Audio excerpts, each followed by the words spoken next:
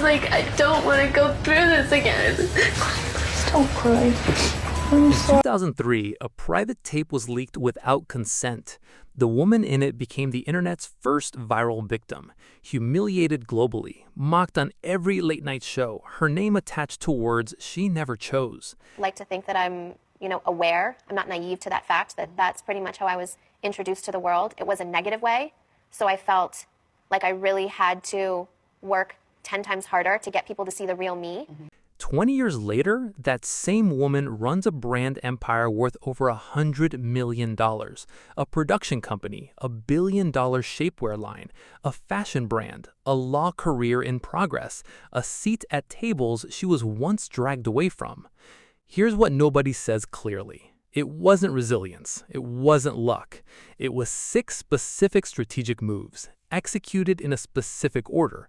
I'm going to break them down plainly because whether you're building a brand, recovering from a public failure, or just trying to understand how reputation actually works, this playbook is worth knowing. Kim Kardashian had access. Her father was a prominent attorney. Her mother, Kris Jenner, had Hollywood connections. But access is not a brand, and access absolutely cannot survive the kind of public destruction she faced in 2007 when that tape surfaced without her consent.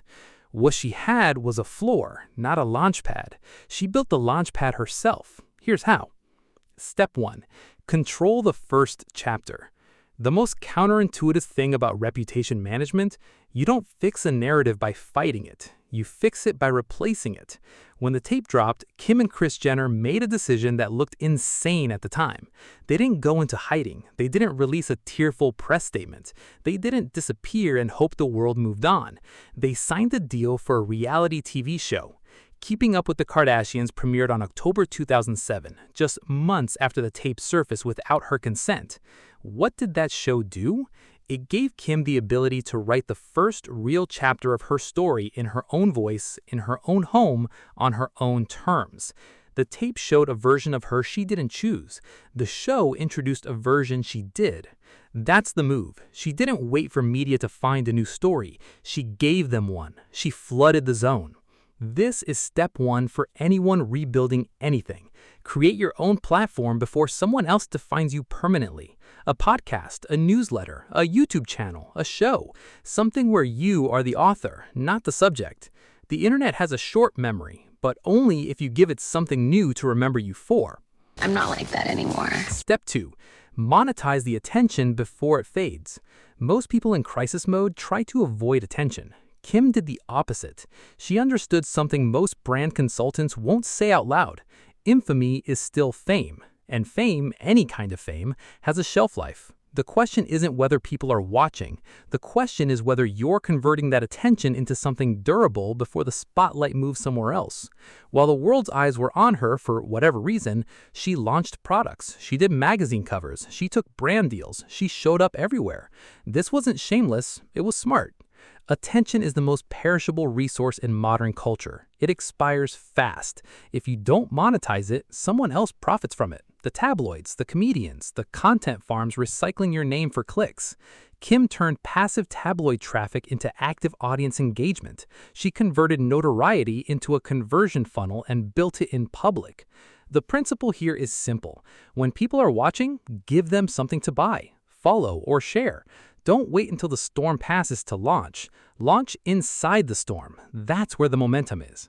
Very much in love with, and whatever we did in our private time was our private time, and never once did we think that it would. Step 3. Niche down to dominate.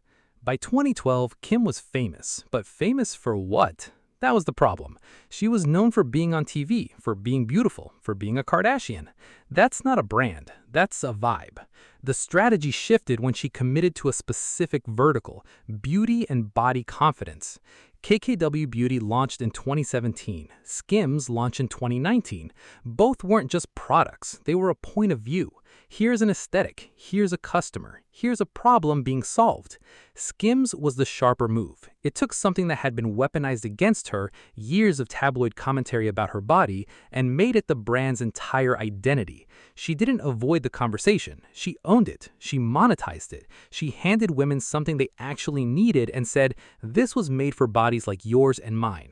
SKIMS is now valued at over $4 billion. The lesson is blunt. You cannot be everything to everyone and build real equity. At some point, you have to plant your flag. Pick the corner of the market you want to own. Go deep and let the critics keep you in conversation while you build. Your haters are free customer acquisition. Kim's niche wasn't just beauty in general. It was aspirational comfort for the body you have right now.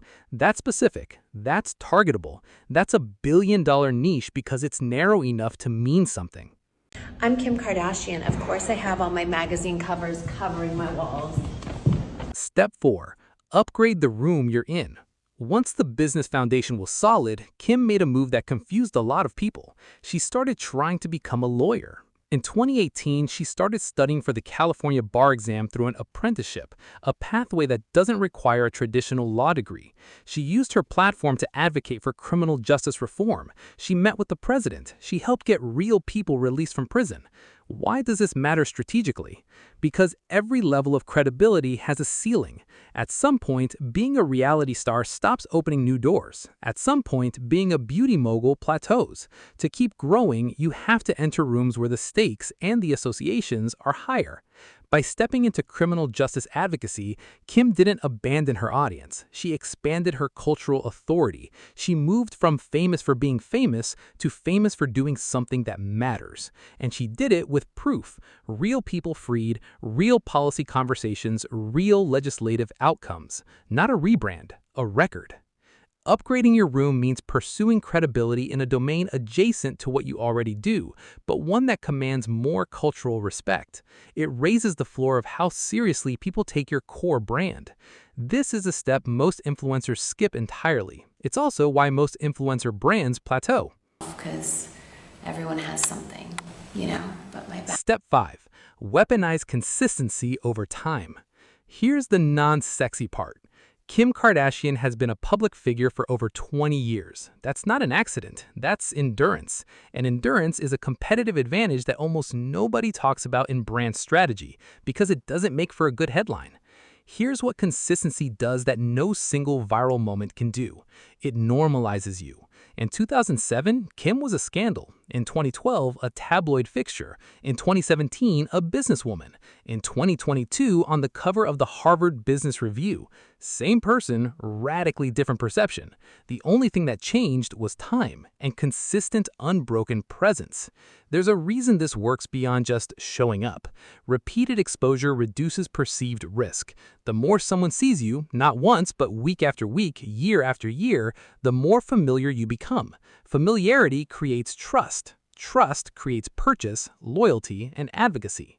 Kim never disappeared, not after scandals, not after a very public divorce, not after years of ridicule. She kept showing up, in business, in culture, on social media, in press. And over time, the sheer weight of her consistency rewrote the public's mental file on who she is. The brands that win long-term aren't always the most innovative. They're the ones that outlast the noise. Time compounds everything, but only if you keep showing up. Finally, step 6, become the narrative. In 2022, Kim executive produced and starred in The Kardashians on Hulu, a show she controls, with creative input she negotiated. That same year, she gave widely covered interviews about her business philosophy. She appeared in campaigns for major fashion houses not as a hired face, but as a creative collaborator. She stopped being the subject of stories and became the author of them. This is the final move, and it's the one that locks everything else in. When you reach enough cultural gravity, you stop reacting to narratives and start generating them. You don't just respond to press, you create it. You don't just take opportunities, you manufacture them. The story of Kim Kardashian is no longer written by tabloids, late-night hosts, or anonymous gossip blogs. It's written by Kim Kardashian. That is the ultimate competitive moat, when you are the primary source on yourself. 1. Control the first chapter. Create your own platform before someone else defines you. 2. Monetize the attention before it fades. Convert the spotlight into something durable. 3. Niche down to dominate. Plant your flag and go deep. 4. Upgrade the room you're in. Pursue credibility in a domain that raises your authority. 5. Weaponize consistency over time. Let endurance do the compounding. 6. Become the narrative. Move from subject of stories to author of your own. Did Kim do all of this perfectly? No. Has she made mistakes? Plenty. But the architecture of what she built is undeniably strategic, and every step is learnable. You don't need a leaked tape. You don't need a reality TV deal. You don't need to already be famous. You need to know what story you're telling, who you're telling it to, and how you're going to keep showing up long after everyone else has gone quiet. That's the real $100 million strategy. Subscribe. See you in the next one. You know, everyone around me that's successful, but like, I'm so happy that my kids get this me and that this is who I'm raising my kids, because I just don't care about that stuff anymore. Really? You know, I really